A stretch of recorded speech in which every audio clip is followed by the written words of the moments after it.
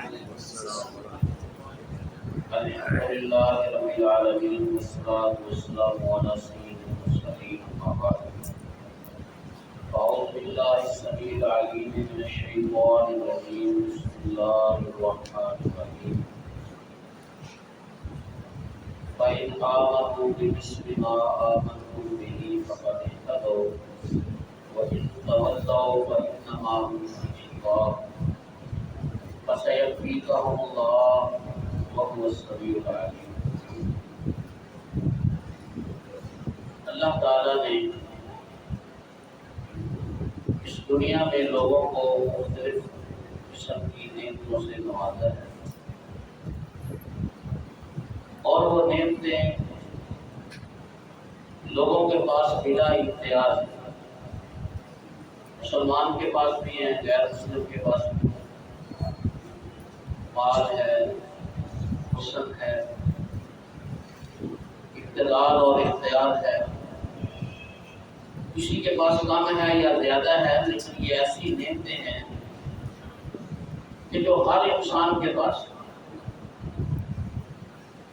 لیکن دو اعزاز اور دو نعمتیں ایسی ہیں کہ جو اللہ تعالیٰ نے صرف اپنے آخری پیغمبر حضرت محمد رسول اللہ صلی اللہ علیہ وآلہ وسلم کے صحابہ کو ہی عطا فرمائی ہیں۔ آپ کے صحابہ کے علاوہ کسی دوسرے بندے کو وہ نصیب نہیں، نہ پیارے نبی علیہ السلام سے پہلے کسی امت کے صحابی اور نہ ہی امام کائنات علیہ السلام کے صحابہ کے بعد قیامت تک وہ کسی کو نصیب ہو۔ اور وہ دو اعزاز، دو سعادتیں اور دو نعمتیں یہ کہ اللہ تعالیٰ نے صحابہ اکرام رضوان اللہ مجمعین کو دوسرے لوگوں کے لیے معیار بنا دیا، اسوٹی بنا دیا کہ اگر قیامت تک کے آنے والے لوگ اس طرح کا ایمان لائیں گے جس طرح کا ایمان صحابہ اکرام رضوان اللہ مجمعین کا ہے، پھر وہ لوگ ہدایت والے ہوں گے، ورنہ ہدایت والے نہیں ہوں گے۔ کیونکہ جب امام کائنات علیہ السلام نے اعلان نبوت فرمایا تو اور بھی بہت سارے لوگ تھے جو ایمان کا دعویٰ کرنے والے تھے، مگر ان سب کو مخاطب کر کے اللہ تعالیٰ نے فرمایا وَإِذَا قِيلَ لَهُمْ آمِنُوا كَمَا آمَنَ النَّاسُ، اگر تم واقعی ہی مومن ہو، ایماندار ہو، ایمان کے دعوے میں سچے ہو، پھر اس طرح کا ایمان لاؤ جس طرح کا ایمان ابو بکر صدیق کا ہے، عمر فاروق کا ہے، عثمان بن عفان کا ہے، علی المرتضیٰ کا ہے، امیر معاویہ بن ابی سفیان کا ہے، طلحہ اور زبیر کا ہے، سعد اور سعید کا ہے، رضوان اللہ مجمعین۔ اس طرح کا ایمان صحابہ اکرام کا ہے، اس طرح کا ایمان اس کی کیا ضرورت ہے؟ فرمایا فَإِنْ آمَنُوا بِمِثْلِ مَا آمَنْتُمْ بِهِ فَقَدِ اهْتَدَوْا۔ بندہ اس وقت تک ہدایت والا ہو ہی نہیں سکتا جب تک وہ صحابہ اکرام کے ایمان جیسا ایمان نہ ہو۔ یہ ایک سعادت ہے، جو ایک خوبی ہے جو اللہ تعالیٰ نے اپنے پیارے نبی علیہ السلام کے صحابہ کو عطا فرمائی۔ اب دیکھنا یہ ہے کہ وہ صحابہ اکرام کے ایمان کا کیا کیفیت تھی، اس کی کیا خوبی تھی کہ جس کی وجہ سے اللہ تعالیٰ نے ان کے ایمان کو معیار اور کسوٹی بنا دی ہے۔ صحابہ اکرام رضوان اللہ مجمعین کا ایمان ایک تو اپنی عقیدت کے مقابلے میں عقیدے کو ترجیح دیتے کہ ان کا عقیدہ درست تھا اور ایمان اس قدر مضبوط تھا کہ دنیا کی بڑی سے بڑی محبت اور بڑی سے بڑی عقیدت اور بڑا سے بڑا پیار بھی ان کے عقیدے میں خلل نہیں آ سکتا۔ سنن نبی داؤد میں حدیث ہے، ایک دن امام کائنات جناب محمد رسول اللہ صلی اللہ علیہ وسلم تشریف فرما، حضرت قیس بن سعد رضی اللہ تعالیٰ عنہ آپ کی خدمت میں حاضر ہوئے، عرض کرتے ہیں اللہ کے رسول میں ہیرا شہر میں گیا تھا، یہ بصرہ کے علاقے کا شہر ہے، تو میں نے فرآیتہم یذبحون لہم یسجدون لہم، میں نے وہاں لوگوں کو دیکھا کہ وہ اپنے سردار کو، اپنے چودھری کو، اپنے سربراہ کو سجدہ کرتے ہیں۔ اللہ کے رسول میرے دل میں یہ خیال آیا کہ انتا حق منہ، اس دنیا دار چودھری کی، دنیا دار امیر کی، دنیا دار لیڈر کی کیا حیثیت ہے آپ کے مقابلے میں؟ آپ کا تو بڑا شان ہے، آپ کا تو بڑا مقام بلند ہے، اور افان اعلیٰ کا ذکر ہے. تو انت حق بن ہو یسجد کا، آپ اس بات کا زیادہ حق رکھتے ہیں کہ ہم آپ کو سجدہ کریں. اب دیکھنا صحابی رسول ہے، محبت آئی، عقیدت آئی، پیار آیا، اور پیارے نبی علیہ الصلوۃ والسلام سے بڑھ کر نہ کوئی محبت ہو سکتی ہے، نہ عقیدت ہو سکتی ہے، نہ پیار ہو سکتا ہے. لیکن صحابی رسول نے اس شہر سے واپس آتے ہی جو ہے نا وہ سجدہ نہیں کرتے کہ اگر لوگ اپنے چودھری کو، اپنے سردار کو، اپنے لیڈر کو، اپنے امیر کو سجدہ کرتے ہیں تو ہم بھی اپنے نبی کو سجدہ کریں، اور یہ سجدہ آتے ہی نہیں کرنی، بلکہ پیارے نبی علیہ الصلوۃ والسلام سے آگے اجازت چاہیے ہے. مسئلہ پوچھا ہے کہ حضور میرا یہ دل چاہتا ہے، میری محبت یہ ہے، میری عقیدت یہ ہے، میرا پیار یہ ہے، اب آپ فرمائیں ہمیں یہ کرنا چاہیے یا نہیں کرنا چاہیے. یہ صحابہ اکرام کا ایمان ہے. وہ اپنی مرضی سے کوئی کام نہیں کرتے، اس لیے کہ انسان کا عقیدہ بگڑتا ہی اس وقت ہے جب وہ عقیدے کے مقابلے میں اپنی عقیدت کو، اپنی محبت کو اور اپنے پیار کو ترجیح دے. یہودیوں نے عزیر علیہ السلام کو اللہ کا بیٹا بنایا محبت کی وجہ سے، عیسائیوں نے عیسیٰ علیہ السلام کو اللہ کا بیٹا کہا محبت کی وجہ سے، مشرکین مکہ نے فرشتوں کو اللہ کی بیٹیاں کہا تو محبت کی وجہ سے. یہ ساری محبتیں اور عقیدے کو بگاڑ دیتی. مگر صحابہ اکرام رضوان اللہ مجمعین کا ایسا عقیدہ مضمون تھا کہ بڑی سے بڑی محبت اور عقیدت بھی ان کے عقیدے میں خلل نہیں ڈال سکتی. پیارے نبی علیہ السلام کے سامنے جب اس بات کا اظہار کیا تو امام کائنات علیہ السلام نے فرمایا کہ ایسا مجھے یہ بتاؤ کہ لو مررت بقبری اتسجد لہ، جب میں فوت ہو جاؤں اور مجھے دفن کر دیا جائے اور تیرا گزر میری قبر کے پاس سے ہو تو کیا تو میری قبر کو سجدہ کرے گا؟ اب دیکھنا، یہ ہے وہ ایمان کی خوبی، یہ ہے وہ صحابہ کے ایمان کا وصف جس کی وجہ سے اللہ تعالیٰ نے فرمایا فَإِنْ آمَنُوا بِمِثْلِ مَا آمَنْتُم بِهِ فَقَدِ اهْتَدَوْا.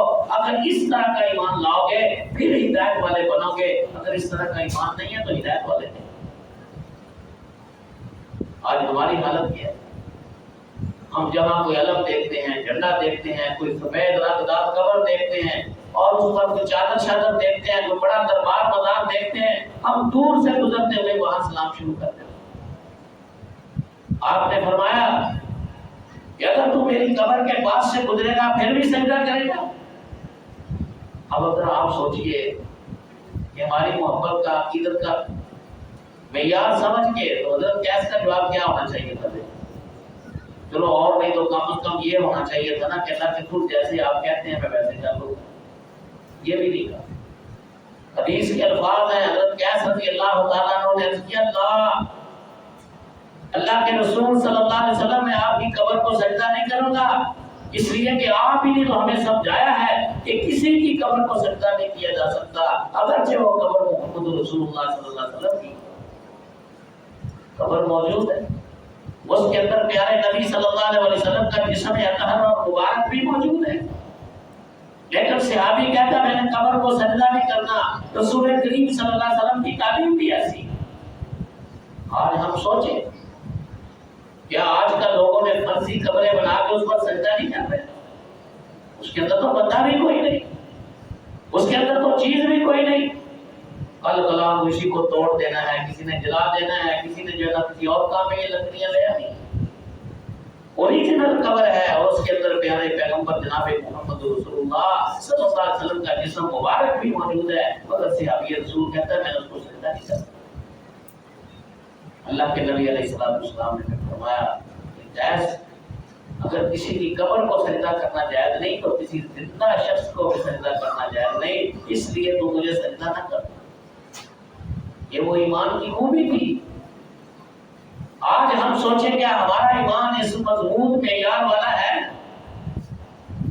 کیا ہم آج ایسا عقیدے کی پختگی رکھتے؟ اگر ہے تو میرے بھائیوں مبارک ہو. پھر قرآن کہتا ہے کہ آپ ہدایت والے ہیں، اور اگر ایسی صورت میں کوئی کمزوری ہے، کوئی کوتاہی ہے تو مجھے بھی اپنی اصلاح کرنی چاہیے. آپ کو بھی اپنے عقیدے کو صاف شفاف اور محتاط.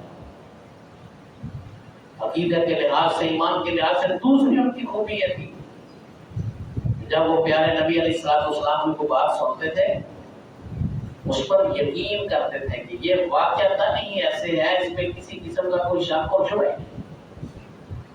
سنن نسائی میں حدیث ہے، امام کائنات علیہ السلام ایک دفعہ بازار میں گئے، منڈی سے گزرے تو وہاں ایک دیہاتی آدمی اپنا گھوڑا فروخت کر رہا تھا. پیارے نبی علیہ السلام نے اسے ریٹ دیا، اسے گھوڑا خرید لیا اور آپ نے فرمایا بھی میرے ساتھ آؤ، گھر میں آپ کو پیسے دیتا ہوں اور آپ سے اپنا گھوڑا پکڑ لو. ہمارے یہاں بھی ایسے ہوتا ہے، ہم کہتے ہیں ٹھیک ہے بھائی اس کی پیمنٹ کر دو اور ہم جو ہے نا وہ آپ کو چیز جو ہے نا آپ کے حوالے کر دیں گے. اب پیارے نبی علیہ السلام آگے آگے جا رہے ہیں، وہ آدمی جو ہے نا وہ گھوڑا پکڑا ہے پیچھے پیچھے جا رہا ہے. ہمارے ہاں انسانوں کی ایک فطرت ہے، کوئی کام ہو نہ ہو، ضرورت ہو نہ ہو، ویسے کسی کو دیکھ کر پوچھے کہ بھائی کہاں سے لایا، کتنے کا لایا، کون سی دکان سے لایا. کوئی بھی چیز انسان لے کے آ رہا، یہ انسانوں کی فطرت ہے. اب اس گھوڑے والے سے بھی لوگوں نے پوچھنا شروع کر دیا کہ بھائی گھوڑا فروخت کرنا ہے، بیچنا ہے آپ نے؟ اچھا اس نے بھی کہہ دیا کہ ہاں میں بیچنا ہے. کتنے پیسے لینے ہیں؟ کتنے پیسے لینے ہیں. اب باتوں میں اس گھوڑے کا ریٹ اس ریٹ سے زیادہ لگ گیا جس قیمت اور جس ریٹ پر اس شخص کا اللہ کے رسول صلی اللہ علیہ وسلم سے سودا ہو چکا. جب اس کے گھوڑے کا ریٹ زیادہ لگ گیا تو اس نے کہا یار میں نے تو گھوڑا سستا فروخت کر دیا. اب نیت میں خرابی آئی تو پیارے نبی علیہ السلام کو مخاطب کرتا ہے، کہتا ہے بھائی آپ نے گھوڑا خریدنا تو مجھے بتاؤ، نہیں خریدنا تو پھر میں فروخت کر دوں.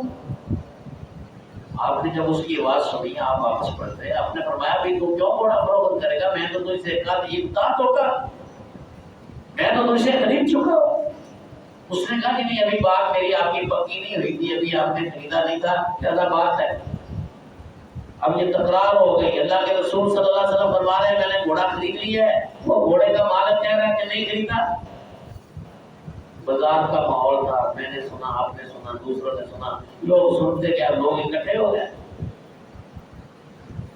اس آدمی نے اس تکرار اور بحث کے دوران اس کی زبان سے یہ لفظ نکلے کہ ہلوم شہداء، اچھا آپ نے خریدا ہے تو آپ کو گواہ پیش کریں. اس کا خیال تھا کہ جب میرا اور آپ صلی اللہ علیہ وسلم کا سودا ہوا ہے نا اس وقت تیسرا کوئی بندہ نہیں تھا تو گواہ تو آئے گا نہیں، جب گواہ نہیں ہوگا تو بات تو میری مانی جائے گی. یہ شریعت کا مسئلہ ہے کہ اگر خریدنے والا جو ہے وہ اپنی بات کو ثابت نہ کر سکے تو سودے کا مال کا جنس کا جو مالک ہے اس کی بات تو ترجیح دی جائے گی، اس کو قبول کیا جائے گا، جو وہ کہے گا وہ مانا جائے گا. جب اس نے یہ بات کہی تو اسی مجمع میں حضرت خزیمہ بن ثابت انصاری رضی اللہ تعالیٰ عنہ بھی موجود ہیں. وہ کہتے ہیں میں گواہی دیتا ہوں بھائی آپ کا سودا اللہ کے رسول صلی اللہ علیہ وسلم سے ہو گیا ہے اور پیارے نبی صلی اللہ علیہ وسلم نے آپ سے گھوڑا خرید لیا ہے، اتنے میں آپ کا ریٹ ہے. جب اس نے یہ بات حضرت خزیمہ رضی اللہ تعالیٰ نے یہ بات کی تو پیارے نبی علیہ السلام حضرت خزیمہ سے مخاطب ہوئے. فرمایا خزیمہ تم کیوں کوئی دے رہا ہے، تم تو اس وقت وہاں موجود ہی نہیں تھا. حدیث کے الفاظ ہیں حضرت خزیمہ رضی اللہ تعالیٰ نے کہا بے تصدیق کا یا رسول اللہ، اللہ کے رسول صلی اللہ علیہ وسلم آپ کی تصدیق کرنے کی وجہ سے، بے قول کا یا رسول اللہ آپ کے فرمانے کی وجہ سے یہ دونوں لفظ سنن نسائی کی حدیث میں موجود. جب آپ جو کہہ رہے ہیں کہ میرا سودا ہوا ہے، میں نے یہ گھوڑا خریدا ہے تو میں آپ پر ایمان لایا ہوں، میرے ایمان کا تقاضا یہ ہے میں آپ کی بات کی تصدیق کروں، آپ کی بات کو سچا سمجھوں.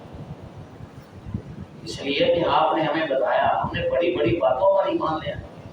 آپ نے کہا قبر ہے اس میں یہ صورتحال ہوگی، ہم مان لیا. آپ نے کہا حشر ہے، جنت ہے، دوزخ ہے، پل صراط ہے، اتنی باتیں آپ نے بتائی. آپ نے فرمایا فرشتے ہیں، ہم نے دیکھا نہیں، آپ کے کہنے سے مان لیا. آپ نے کہا اللہ کی ذات ہے، ہم نے دیکھا نہیں، آپ کے کہنے سے مان لیا. حضور ہم تو آپ کے کہنے سے بڑی بڑی باتوں پر ایمان لے آئے. یہ گھوڑا کیا چیز؟ یہ صحابہ کا ایمان کہ پیارے نبی علیہ السلام کی بات پر یقین کرتے تھے. یہ نہیں ہے کہ بس سن لیا اور سمجھیں یہ تو حدیث ہے، یہ تو ایسے عام روٹین سے مولوی مسئلے بیان کرتے ہیں، اس کو مانا نہ مانا، عمل کیا یا نہ کیا. میں بھی اس بات پہ غور کروں، آپ بھی سارے بھائی یہ سوچیں کہ کیا میرا اور آپ کا ایمان اور یقین پیارے نبی صلی اللہ علیہ وسلم کے فرمان پر، آپ کے قول پر، آپ کی حدیث پر اسی طرح ہے جس طرح حضرت حذیفہ بن ثابت انصاری کو ہے؟ اللہ کے رسول صلی اللہ علیہ وسلم نے کیا فرمایا؟ فرمایا اللہ صلی اللہ علیہ وسلم یقرأ بفاتحہ الکتاب، جو بندہ سورۃ فاتحہ نہیں پڑھتا نا اس کی نماز نہیں ہوتی۔ کیا مجھے یقین ہے اس بات کا؟ بھئی میں یہ حدیث بھی سنتا ہوں، اللہ کے رسول کی بات بھی سنتا ہوں، کلمہ بھی پڑھ رہا ہوں، پھر میں سمجھتا ہوں کہ نہیں فاتحہ میں نام ہی پڑھوں گا تو نماز ہو جائے گی۔ اس کا معنی مجھے اللہ کے رسول کی بات پر یقین تو نہ ہوا نا۔ پیارے نبی علیہ الصلوۃ والسلام نے فرمایا اذا امن الامام فاعملوا، جب امام آمین کہے تو تم بھی آمین کہو، اس لیے کہ اس وقت فرشتے بھی آمین کہتے ہیں۔ بھائی ومن وافق تامینہ تامین الملائکہ غفر له ما تقدم من ذنبہ، جس شخص کی آمین فرشتوں کی آمین کے موافق ہو گئی اللہ تعالیٰ اس کے پچھلے سارے گناہ معاف فرما دے۔ کیا مجھے یقین ہے اس بات پہ؟ میں تو اس پر دلیلیں کرتا ہوں، میں تو اس پر جو ہے نا وہ بہانے بناتا ہوں، کیا فرشتوں کی آواز ہمیں سنائی دیتی ہے؟ ہم کیوں ان کی آواز سے کہیں؟ اللہ کے بندوں، اللہ کے نبی صلی اللہ علیہ وسلم کا فرمان۔ پیارے نبی علیہ الصلوۃ والسلام نے فرمایا سد الخلل، رسو صفوفہ کو وسد الخلل، صفیں درست کر لو، آپس میں مل کر کھڑے ہو اور خلا کو بند کرو، خالی جگہ پر کر دو۔ اگر درمیان میں کوئی خالی جگہ رہ گئی فرمایا شیطان گزرے گا تمہاری نمازوں کو خراب کرے گا۔ ابھی یہ بات سننے کے باوجود ہم صف میں کھڑے ہوتے ہیں اور نمازی بھائی کے پاؤں کے ساتھ پاؤں نہیں ملاتے۔ ہمیں سوچنا چاہیے کیا ہمیں اللہ کے رسول صلی اللہ علیہ وسلم کی بات پر یقین ہے؟ اللہ تعالیٰ تو فرما رہے ہیں فَإِنْ آمَنُوا بِمِثْلِ مَا آمَنْتُم بِهِ فَقَدِ اهْتَدَوْا، اللہ تعالیٰ تو فرما رہے ہیں آمنوا کما آمن الناس، کہ جس طرح سے صحابہ ایمان لائے اس طرح کا تم ایمان لاؤ۔ حذیفہ بن ثابت انصاری رضی اللہ تعالیٰ عنہ کو کس قدر اور امام کائنات علیہ السلام نے پھر ان کو اعزاز کیا بخشا۔ پیارے نبی علیہ السلام نے فرمایا آج کے بعد جہاں دو بندوں کی گواہی کی ضرورت ہوگی اکیلا حذیفہ بن ثابت انصاری گواہی دے، اس اکیلے کی گواہی کو دو بندوں کی گواہی کے کیا مقام ہے؟ اتنا بڑا اعزاز اس دنیا میں مل گیا۔ یہ ایک بڑی خوبی تھی صحابہ اکرام کی ایمان، عقیدے کو پختہ کرنا، جو تعلیم اسلام نے دی ہے اللہ اور اس کے رسول صلی اللہ علیہ وسلم نے جو سکھایا ہے، پھر اس پر ڈٹ جانا، پکے رہنا۔ کوئی محبت، کوئی عقیدت، کوئی ضرورت جو ہے انسان کے عقیدے میں خلل نہ ڈالے۔ اس صحابہ کے ایمان کی خوبی تھی کہ جو پیارے نبی علیہ السلام کی بات سنتے تھے اس پر یقین کرتے تھے کہ واقعہ تک ایسا، اس میں کوئی فرق نہیں۔ اور دوسرا اعزاز، دوسری سعادت جو اللہ تعالیٰ نے صحابہ اکرام رضوان اللہ علیہم اجمعین کو عطا فرمائی وہ یہ تھی کہ اللہ تعالیٰ نے انہیں دنیا میں یہ پیغام دے دیا کہ رضی اللہ عنہم ورضوا عنہ۔ حالانکہ یہ پیغام ایسا ہے جو اللہ تعالیٰ نے جنتی لوگوں کو جنت میں جانے کے بعد دینا۔ صحیح بخاری میں حدیث ہے جنتی جنت میں چلے جائیں گے، جہنمی جہنم میں چلے جائیں گے، اور جنت میں اللہ تعالیٰ کی اتنی نعمتیں ہوگی کہ کوئی انسان اس کا تصور بھی نہیں کر سکتا، اس کے بارے میں سوچ بھی نہیں سکتا۔ اور قرآن کریم میں اللہ تعالیٰ نے ارشاد فرمایا وَلَكُمْ فِيهَا مَا تَشْتَهِي أَنفُسُكُمْ، جو اللہ تعالیٰ نے نعمتیں دے دی وہ تو دے دی، فرمایا اس سے ہٹ کر جو تمہارا دل چاہے گا نا اللہ تعالیٰ تمہیں جنت میں وہ بھی عطا فرمائے۔ یہ اتنی ساری نعمتیں، تو ایک موقع ایسا آئے گا اللہ تعالیٰ جنتیوں سے پوچھے گا حل رضیتم، وہ بھی راضی ہو؟ تو جنتی کہیں گے اللہ پاک راضی کیوں نہیں ہوں گے، دوزخ سے، جہنم سے، آگ سے، عذاب سے تو نے ہمیں بچا لیا، یہ جنت کی اتنی ساری نعمتیں تو نے عطا فرما دی، اب بھی بلا ہم راضی کیوں نہیں ہوں گے؟ اللہ تعالیٰ فرمائیں گے انی اوتیکم افضل من ذالک، میں ایک چیز تمہیں اس سے بھی زیادہ اچھی، بہتر اور افضل دینے والا ہوں۔ فرشتہ جنتی تعجب کریں گے یہ جنت کے معقولات ہیں، مشروبات ہیں، کھانے پینے کی چیزیں ہیں، اس کے بستر ہیں، اس کے پلنگ ہیں، اس میں حوریں ہیں، غلمان ہیں، اور کتنی ایسی چیزیں ہیں کہ انسان ان کا تصور بھی نہیں کر سکتا۔ جنتی سوچیں گے اتنی ساری نعمتوں سے زیادہ اچھی اور بہتر اور کیا چیز ہو سکتی ہے؟ عرض کریں کہ اللہ پاک وہ کیا ہے؟ اللہ کریم ارشاد فرمائیں گے وَإِلَّا عَلَيْكُمْ رِضْوَانِي، آج کے بعد میں تجھ سے راضی ہوں، کبھی تم سے ناراض نہیں ہوں۔ یہ کب پیغام اللہ نے دینا ہے؟ جب جنتیوں نے جنت میں پہنچنا ہے۔ اور کب پہنچیں گے؟ پہلے مریں گے، موت کی سختی برداشت کریں گے، پھر قبر میں پہنچیں گے، قبر میں سوال جواب ہوں گے، وہ حالات کو دیں گے، پھر حشر کے میدان میں جائیں گے، 50,000 سال کا دن ہوگا، گرمی ہے، شدید پیاس ہے، سایہ کوئی نہیں، پھر اللہ کے سامنے کھڑے ہو کے حساب دینا ہے، پھر پل صراط سے گزرنا ہے، پھر اپنے اعمال کا وزن کروانا ہے۔ اور یہ ایسے موقع ہوں گے کہ پیارے نبی علیہ السلام نے فرمایا یہ 3 مقام ایسے ہوں گے جہاں کوئی کسی کو یاد نہیں کرے، کوئی کسی کو یاد نہیں۔ جب اعمال نامے تقسیم ہو رہے ہوں گے، ہر بندہ پریشان ہوگا، پتہ نہیں میرے دائیں ہاتھ میں آئے گا کہ بائیں ہاتھ میں آئے گا۔ اور صراط سے گزر رہے ہوں گے، کوئی کسی دوسرے کی فکر نہیں کرے گا، اس کو اپنی فکر ہوگی، پتہ نہیں میں صحیح سلامت پار گزروں گا یا نہیں۔ اور جب اعمال کا وزن کیا جا رہا ہوگا، اس وقت بندہ پریشان ہوگا، کسی دوسرے کی طرف اس کا دھیان بھی نہیں ہوگا، پتہ نہیں اب میرا پلڑا نیکیوں والا بھارا ہو جائے گا یا پھر دوسرا بھاری ہو جائے گا۔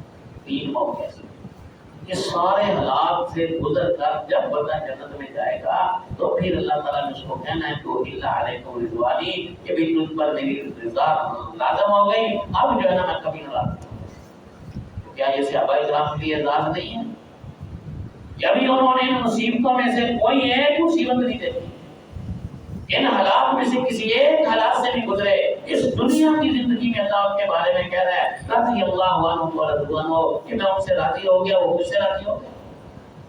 اس سے ایک مطلب تو یہ سمجھ آیا کہ صحابہ سارے کے سارے جنتی ہیں، کوئی ایک صحابی بھی ایسا نہیں جو جنت کی نعمت سے معروم ہوگا، اس لیے کہ جو بات اللہ نے جنتیوں کو جنت میں کہنی تھی وہ اللہ تعالیٰ نے ان کو دنیا میں کہہ دی، اس کا مطلب ہے کہ یہ لازمی، یہ تو حقیقی اور اصلی جنتی ہے، یہ تو یقینی بہشتی ہے۔ اور دوسری بات جو میں آپ کی خدمت میں عرض کرنا چاہتا ہوں کہ اللہ تعالیٰ نے ان کو یہ اعزاز کیوں دیا؟ دیکھیں وحی کا سلسلہ ختم ہو چکا، اب جبریل علیہ السلام نے کسی بندے کے بارے میں یہ پیغام لے کے نہیں آنا کہ بھی اس کو کہہ دو کہ میں اس پر راضی ہوں، اللہ کی طرف سے کوئی پیغام نہیں آنا، وہی دیا۔ لیکن ہم یہ تو کوشش کر سکتے ہیں نا، اللہ سے دعا بھی کر سکتے ہیں کہ اللہ تعالیٰ ہمیں ان خوش نصیبوں میں شامل فرما دے جن کو دنیا میں تو یہ پیغام نہیں ملنا، لیکن جنت کی 4 دیواری میں تو اللہ تعالیٰ نے کہہ دینا ہے وَإِلَّا عَلَيْكُمْ رِضْوَانِي، کہ بھی میں تم پر راضی ہوں۔ صحابہ میں کیا ہوگی؟ صحابہ میں نبی کریم علیہ السلام کی سمع و اطاعت کا جذبہ اتنا تھا کہ جو ہی ان کو معلوم ہوتا کہ اللہ کے رسول صلی اللہ علیہ وسلم نے یہ بات ارشاد فرمائی ہے، اس پر فوری عمل، پھر اس پہ کوئی ہیلا نہیں کرتے، اس پر کوئی بہانہ نہیں کرتے تھے، کوئی عذر نہیں تراشتے تھے، اپنی عقل کو اس میں دخل نہیں دیتے تھے، بس سمجھ لیا اللہ کے رسول صلی اللہ علیہ وسلم کا فرمان ہے، فوری طور پر اس پر عمل۔ مشہور واقعہ ہے سیدنا حضرت عبداللہ بن مسعود رضی اللہ عنہ، پیارے نبی علیہ السلام خطبہ ارشاد فرما رہے ہیں، کچھ لوگ کھڑے ہیں، کچھ آ رہے ہیں، امام کائنات علیہ السلام نے فرمایا اجلسوا، بیٹھ جاؤ۔ اب جو جہاں تھا نا اس نے جب آپ کی آواز سنی تو وہی پر ہی بیٹھ گیا۔ حضرت عبداللہ بن مسعود رضی اللہ تعالیٰ عنہ ابھی رستے میں آ رہے تھے، وہی پر ہی بیٹھ گئے۔ پیارے نبی علیہ السلام کی نظر پڑی، آپ نے فرمایا عبداللہ وہاں کیوں بیٹھے ہو، آگے کیوں نہیں آتے؟ عرض کی اللہ کے رسول آپ نے فرمایا تھا بیٹھ جاؤ، جب آپ نے فرمایا اس وقت میں یہاں تھا، پھر میں نے مناسب نہیں سمجھا کہ میں ایک قدم بھی آگے چل کر۔ یہ ہے اطاعت، یہ ہے فرما برداری، کہ آج ہمارے اندر بھی اطاعت اور فرما برداری کا یہی جذبہ ہے۔ ہم حدیث سنتے ہیں، سنت کے بارے میں جانتے ہیں، لیکن اس کے باوجود کوئی پرواہ نہیں کرتے، مرضی پھر ہم اپنی کرتے ہیں۔ خوشی آ جائے تو اپنی برادری کے رسم و رواج دیکھتے ہیں، کمی آ جائے تو اپنے علاقے کی ثقافت اور دوستوں کی خواہشات کو دیکھتے ہیں، اللہ اور اس کے رسول صلی اللہ علیہ وسلم کے احکام کی کوئی پرواہ نہیں کرتے۔ صحابہ اکرام نے یہ اطاعت کی۔ قرآن پاک میں بھی اللہ تعالیٰ نے یہ بات بیان فرمائی، حدیث میں بڑے اختصار سے عرض کرتا ہوں۔ امام کائنات علیہ السلام مکہ مکرمہ سے مدینہ منورہ ہجرت کر کے تشریف، مکہ مکرمہ میں آپ خانہ کعبہ بیت اللہ کی طرف منہ کر کے نماز پڑھیں، جب آپ مدینہ پاک میں گئے تو اللہ تعالیٰ نے آپ کو حکم دیا کہ آپ بیت المقدس کی طرف منہ کر کے نماز پڑھیں۔ اللہ کے نبی علیہ السلام 16 یا 17 مہینے بیت المقدس مسجد اقصی کی طرف منہ کر کے نماز پڑھتے، لیکن آپ کے دل کی خواہش تھی کہ ہمارا قبلہ تبدیل ہو جانا چاہیے، ہمارا قبلہ خانہ کعبہ ہی ہونا چاہیے، بیت اللہ ہی ہونا چاہیے، جو ہمارے باپ ابراہیم علیہ السلام نے تعبیر کی۔ اللہ تعالیٰ نے آپ سے وعدہ کر لیا کہ فَلَنُوَلِّيَنَّكَ قِبْلَةً تَرْضَاهَا، ہم آپ کا قبلہ تبدیل کر دیں گے۔ دیکھنا، ذرا غور کرنا، اللہ کے نبی علیہ السلام کی خواہش ہے کہ ہمارا قبلہ تبدیل ہونا چاہیے۔ اللہ تعالیٰ نے وعدہ کر لیا کہ آپ کا قبلہ تبدیل کر دیا جائے گا، لیکن پیارے نبی علیہ السلام اس وقت تک قبلہ تبدیل نہیں کرتے جب تک اللہ تعالیٰ کی طرف سے آپ کو وحی نہیں آتی۔ اگر نبی مختار کل ہوتا شریعت کے معاملات میں تو اللہ کے حکم کا انتظار نہ کرتا، اپنی مرضی سے کر دیتا کہ ہم اس طرف قوم کر کے نماز پڑھیں۔ 16 یا 17 مہینے کے بعد آپ صلی اللہ علیہ وسلم ظہر کی نماز پڑھ رہے ہیں، نماز کی حالت میں اللہ تعالیٰ نے پیغام دے دیا کہ قبلہ تبدیل کر، آپ نے قبلہ تبدیل کر۔ یہ مسجد نبوی سے باہر آپ ایک اپنے صحابی کی دعوت پر گئے ہوئے تھے، وہاں جا کر آپ یہ نماز پڑھ رہے تھے اور وہیں قبلہ تبدیل ہو۔ عصر کے وقت آپ مسجد میں تشریف لائے، مسجد نبوی میں 4 رکعتیں آپ نے خانہ کعبہ کی طرف منہ کر کے پڑھی، اور یہ پہلی نماز تھی جو صحابہ اکرام کے ساتھ آپ نے بیت اللہ کی طرف پڑھی۔ صحابہ اکرام نے نماز پڑھی، پتہ چل گیا، پہلے سے معلوم تھا کہ قبلہ کسی وقت بھی تبدیل ہو جائے۔ ایک صحابی نماز پڑھنے کے بعد مسجد نبوی میں اپنے محلے میں گیا، اس نے دیکھا کہ ان لوگوں کو ابھی تک اطلاع نہیں پہنچی۔ آج ہمارے پاس جو ذرائع ہیں، واٹس ایپ ہے، فیس بک ہے، اور اسی طرح سے ٹیلی فون ہے، کہ اس وقت ذرائع نہیں تھے، کسی بندے نے جانا تھا تو جا کر اطلاع دے دی۔ ان لوگوں کو ابھی تک اطلاع نہیں ملی تھی، وہ ابھی بیت المقدس کی طرف ہی منہ کر کے نماز پڑھ رہے۔ اس بندے نے دیکھا، مسجد کے دروازے پر کھڑا ہوا، اس نے کہا ان القبلۃ قد تحولت، بھائی قبلہ تبدیل ہو گیا ہے۔ اب ان لوگوں کو پہلے سے معلوم تھا، جیسے میں نے ابھی عرض کیا کہ اللہ وعدہ کر چکے تھے کہ ہم تبدیل کرتے ہیں، سبھی کو انتظار تھا کہ کب تبدیل ہوگا۔ جب انہوں نے پیغام سنا، اس وقت وہ لوگ رکوع کی حالت میں تھے، انہوں نے رکوع سے اپنے سر کو اٹھایا نہیں، بلکہ رکوع کی حالت میں ہی قبلہ تبدیل کر۔ امام بھی گھوم کر مقتدیوں کے آگے آ گیا، مقتدی بھی سارے اپنی جگہ پر گھوم کر بیت اللہ کی طرف منہ کر۔ پوچھنے والے نے پوچھا، یار تم اسی حالت میں قبلہ تبدیل کر دیا، تم رکوع سے سر تو اٹھا لیتے۔ انہوں نے جواب دیا، جب پتہ چل گیا کہ اللہ کے رسول صلی اللہ علیہ وسلم نے بیت اللہ کی طرف منہ کر کے نماز پڑھی ہے، اس مسئلے کا پتہ چل جانے کے بعد اگر ہم اپنے سروں کو اٹھاتے اور سیدھے کھڑے ہو جاتے، ہمیں ڈر تھا اس بات کا کہیں اللہ کے رسول کی نافرمانی ہو۔ یہی واقعہ فجر کی نماز میں مسجد قباء میں بھی پیش ہے۔ مجھے صرف یہ عرض کرنا مقصود ہے کہ صحابہ اکرام میں اطاعت کا جذبہ کتنا، فرما برداری کا جذبہ کتنا، اور صرف یہ نہیں کہ آپ نے کہہ دیا ہے تو پھر انہوں نے مانا۔ وہ اللہ کے نبی علیہ السلام کو دیکھتے تھے، اور جو کام آپ کرتے تھے صحابہ اکرام اسی طرح کام کرتے تھے، یہ بھی نہیں سوچتے تھے ہم بعد میں پوچھیں کہ اللہ کے رسول ہمیں بھی کرنا چاہیے یا نہیں کرنا چاہیے۔ سنن ابی داؤد میں حدیث ہے، پیارے نبی علیہ السلام نماز پڑھ رہے ہیں اور آپ نے جوتا پہنا، صحابہ اکرام نے بھی جوتے پہنے، مسجد کچی تھی اور کچی زمین تھی، اس پر جوتوں سمیت نماز پڑھتے تھے۔ نماز کے دوران پیارے نبی علیہ السلام نے اپنے جوتے اتار دیے۔ جب آپ نے اپنے جوتے اتارے تو صحابہ اکرام نے بھی اپنے اپنے جوتے اتار دیے۔ نماز سے فارغ ہوئے، پیارے نبی علیہ السلام نے دیکھا تمام صحابہ نے اپنے جوتے اتارے ہوئے۔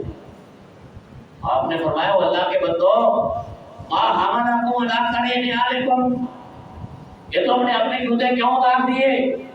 صحابہ عرض کرتے ہیں، اللہ کے رسول ہم نے آپ کو دیکھا، آپ نے جب اپنا جوتا اتارا ہم نے سمجھا شاید شریعت کا حکم بدل گیا ہے، ہم نے بھی آپ کو دیکھ کر جوتے اتار دیے۔ یہ ہے اطاعت، یہ ہے فرما برداری۔ اور اس سے بھی بڑی بات میرے بھائیو، صحابہ اکرام یہ بھی انتظار نہیں کرتے تھے، وہ تو یہ دیکھتے تھے کہ اللہ کے نبی کی خواہش کیا ہے، اللہ کے نبی علیہ السلام کی تمنا کیا ہے۔ پیارے نبی علیہ السلام کی خواہش کو دیکھ کر صحابہ کو عمل کرنا. یہ بھی سنن نبی داؤد کی حدیث ہے. ایک دن اللہ کے نبی علیہ السلام خطبہ ارشاد فرما رہے ہیں. آپ نے دوران خطبہ فرمایا میرا جی چاہتا ہے کہ یہ جو دروازہ ہے نا اس کو ہم عورتوں کے لیے خاص کر دیں, اس سے مرد حضرات نہ گزرا کریں کیونکہ عورتیں مسجد میں نماز پڑھنے آتی ہیں. وہ اس دروازے سے لے آئیں اور اسی کے قریب اپنی سمے بنائیں, نماز پڑھیں, وہاں سے فارغ ہو کر چلی جائیں. مردوں کے ساتھ ان کا میل جول اور اختلاط. آپ نے حکم نہیں فرمایا تو اس کو خاص کریں. فرمایا میرا ارادہ ہے, میری چاہت ہے, میں چاہتا ہوں کیسے کریں. جب اللہ کے نبی علیہ السلام نے فرما دیا, حضرت عمر فاروق رضی اللہ تعالیٰ عنہ ساری زندگی اس دروازے سے نہیں گزرے, نہ اللہ کے رسول صلی اللہ علیہ وسلم کی زندگی میں, نہ پیارے نبی علیہ السلام کی وفات کے بعد وہ کہا کرتے تھے کہ اللہ کے نبی علیہ السلام نے فرمایا ہے یہ دروازہ جو ہے نا عورتوں کی حفاظت ہونا چاہیے. بلکہ حضرت عبداللہ بن عمر رضی اللہ تعالیٰ عنہ معلوم فرماتے ہیں کہ حضرت عمر رضی اللہ تعالیٰ عنہ دوسرے لوگوں کو حکم دیا کرتے تھے کہ دروازے سے نہ گزریں. صحابہ کرام کی یہ خوبی تھی, نبی صلی اللہ علیہ وسلم کی اس طرح اطاعت اور فرما برداری تھی. اسی وجہ سے اللہ تعالیٰ نے ان کو دنیا میں یہ پیغام دے دیا رضی اللہ عنہ ورضوا عنہ. فرمایا جو بات میں نے جنتیوں کو جنت میں پہنچنے کے بعد کہنی ہے میں آپ کو دنیا میں کہہ رہا ہوں کہ میں تم سے راضی ہوں. اگر ہم چاہتے ہم بھی ان خوش نصیبوں میں شامل ہوں کہ وہ اللہ کی رضا نصیب ہونی. ایک تو ہم صبح و شام 3 دفعہ رضیت باللہ ربا وبالاسلام دینا وبمحمد نبیا یہ وظیفہ پڑھا کریں. 3 دفعہ فجر کی نماز پڑھ کے, 3 دفعہ مغرب کی نماز پڑھ کے اللہ تعالیٰ سے دعا بھی کیا کریں. اور دوسرا میرے بھائیو پھر اللہ کے نبی صلی اللہ علیہ وسلم کی اطاعت اس طرح کریں, فرما برداری اس طرح کریں جس طرح صحابہ کرام نے کی تھی. یقیناً اللہ پاک مجھے بھی آپ کو بھی ان خوش نصیبوں میں شامل فرما دے گا جن کو اللہ تعالیٰ نے جنت کی 4 دیواری میں کہنا ہے وہی علیکم رضوانی کہ بھی میں تم پر راضی ہوں, کبھی تم سے راضی ہوں. اللہ تعالیٰ مجھے بھی توفیق فرمائے, آپ سب بھائیوں کو اللہ توفیق دے. ہم اس طرح کا ایمان لائیں جس طرح کا صحابہ کرام کا ایمان تھا اور اس طرح کی اطاعت اور فرما برداری کریں جس طرح کی مثال صحابہ کرام نے قائم کی. اور اللہ تعالیٰ مجھے بھی آپ سب بھائیوں کو بھی اللہ تعالیٰ کی رضا کا مستحق ٹھہرائے. اقول قولی ھذا واستغفر اللہ لي ولكم ولسائر المؤمنين.